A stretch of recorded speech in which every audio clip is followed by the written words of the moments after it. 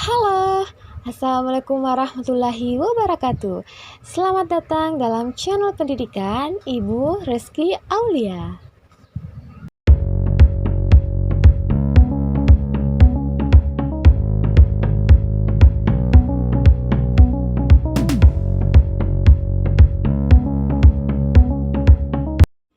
Video kali ini akan membahas mengenai struktur cerita fantasi. Pada video sebelumnya sudah membahas mengenai pengertian, contoh, dan jenis-jenis cerita fantasi. Selanjutnya, atau dalam video ini akan mengajarkan kepada kalian bagaimana cara membuat atau menyusun cerita fantasi dengan memperhatikan strukturnya.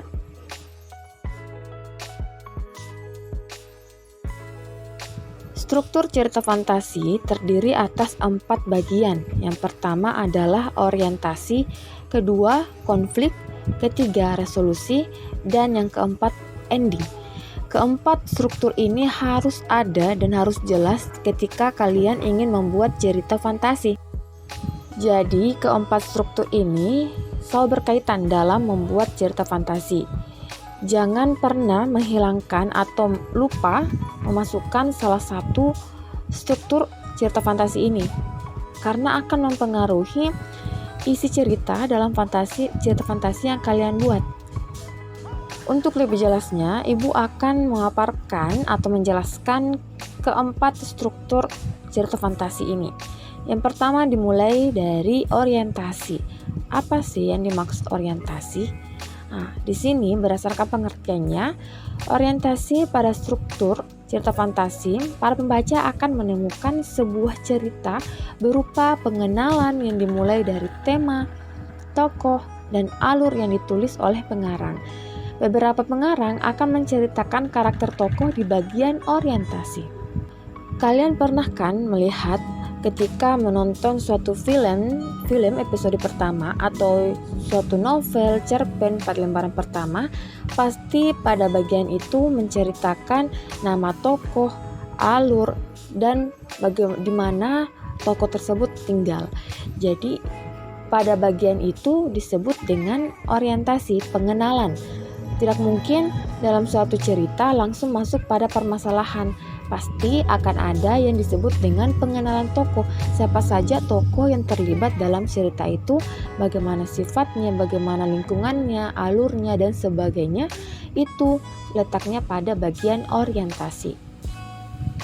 Misalnya, saya adalah seorang laki-laki yang bernama Anto dan berumur 10 tahun. Di sekolah saya memiliki seorang teman yang bernama Putri dan Dinda. Kami sangat senang melakukan aktivitas belajar bersama di rumah dan bermain bersama-sama. Nah, di sini kan nampak jelas bahwa ada tokoh yang bernama Anto, Putri, dan Dinda, dan bagaimana aktivitas mereka. Nah, itu penjelasan pada bagian orientasi. Selanjutnya, konflik. Struktur yang kedua ini bisa dikatakan sebagai bagian dari cerita fantasi yang berisi munculnya suatu permasalahan. Permasalahan yang muncul ini merupakan inti dari jalannya cerita fantasi. Konflik ini sesuatu yang tidak asing lagi di telinga kita ketika menonton suatu film, membaca cerpen, novel, dan sebagainya. Pasti akan ada konflik yang dimasukkan oleh pengarang dalam cerita tersebut. Tujuannya untuk apa? Untuk menghidupkan cerita tersebut, untuk mengetahui apa yang ingin dipecahkan, apa yang bagus dalam cerita itu, ketertarikan apa yang dimasukkan oleh penulis dalam cerita tersebut yang dimunculkan melalui konflik. Jadi dalam suatu cerita fantasi ini, konflik itu harus ada. Kalau misalnya ceritanya mulus-mulus saja, tidak ada permasalahan, itu akan membuat orang atau pembaca, penonton akan merasa bosan ketika ceritanya alurnya datar gitu. Jadi konflik ini sangat berpengaruh besar dalam suatu cerita, salah satunya cerita fantasi yang akan kalian buat gitu. Jadi untuk konflik ini masih berhubungan dengan penggalan orientasi sebelumnya. yang tokohnya yaitu Anto, Putri, dan Dinda. Nah, bunyi permasalahannya di sini atau konfliknya. Misalnya Putri menyampaikan kabar buruk kepada diriku bahwa Dinda tiba-tiba pingsan dan sedang dilarikan ke rumah sakit. Ini konfliknya yaitu salah satu sahabat dari mereka itu mengalami hal yang tidak mengenakan. Salah satu temannya kurang enak badan. Nah, itu kan konflik bagi mereka karena mereka ini adalah sahabat gitu. Dan konflik itu bisa saja dialami oleh tokoh utama atau tokoh kedua, ketiga yang ada dalam cerita tersebut. Struktur yang ketiga yaitu resolusi. Resolusi merupakan bagian dari struktur cerita fantasi yang menceritakan tentang jalan keluar dari permasalahan yang ada. Pada bagian ini konflik akan mulai mereda, sehingga pembaca mulai bertanya-tanya bagian akhir cerita ini akan seperti apa.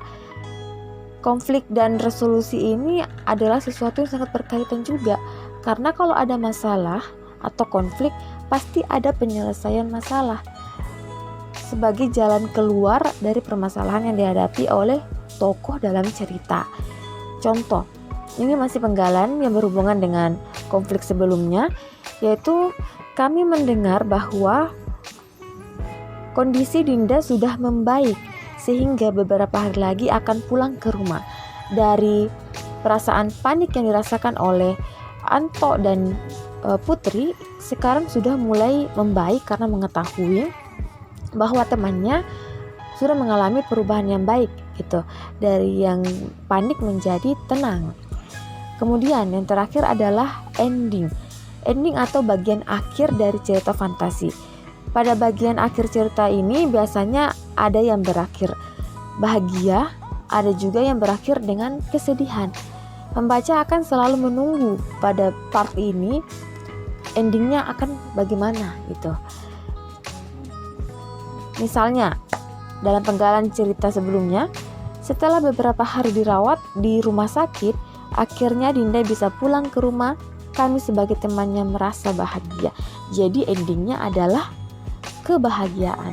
Endingnya ini bisa ditebak pada bagian resolusi yang mulai nampak hal-hal yang baik dalam penyelesaian masalah. Jadi endingnya bisa ditebak begitu. Kalau misalnya di resolusinya itu ada penyelesaian masalah, tetapi penyelesaian masalahnya masih ada yang sedikit belum bisa diselesaikan, mungkin para pembaca bisa saja menembak endingnya bisa saja sedih gitu. Bisa sedih dan bisa bahagia. Jadi intinya dalam cerita fantasi ini keempat struktur itu harus ada dan bersusun dengan baik sesuai dengan fungsinya masing-masing agar para pembaca dapat mengikuti dengan baik alur cerita yang telah kalian buat.